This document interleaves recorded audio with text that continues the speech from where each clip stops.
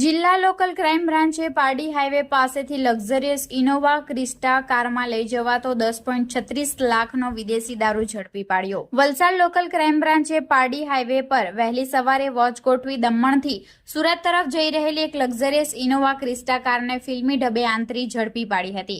આ કાર્યવાહીમાં પોલીસે 10.36 લાખની કિંમતનો વિદેશી દારૂ અને કાર મળી કુલ 25.46 લાખનો મુદ્દામાલ જપ્ત કર્યો છે। વહેલી સવારે એલસીબી પીઆઈ અને તેમની ટીમને બાતમી મળી હતી કે ગ્રે કલરની Innova Crysta car number GJ16 CN 9888 માં દારૂનો મોટો જથ્થો સુરત તરફ જઈ રહ્યો છે।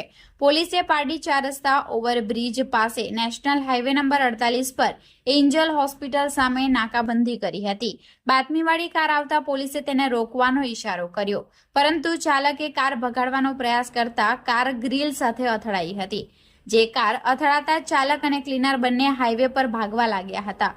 પોલીસે પીછો કરી ચાલક દેવ્યાંગ ઉર્ફે દેવાંગ કિશનભાઈ પોડી રહે મોહનગામ ઉમરગામને ઝડપી પાડ્યો હતો, જ્યારે ક્લીનર સાવન અંધારાનો લાભ લઈ ફરાર થઈ ગયો હતો। પકડાયેલા આરોપીની પૂછપરછમાં ચોંકાવનારી વિગતો બહાર આવી હતી।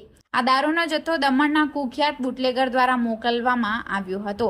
દારૂ ભરેલી કારને પકડાયા વગર સુરત પહોંચાડવા માટે સફેદ હેરિયર અને કાળી સ્કોર્પિયો કાર દ્વારા પાઇલોટિંગ કરવામાં આવી રહ્યું હતું।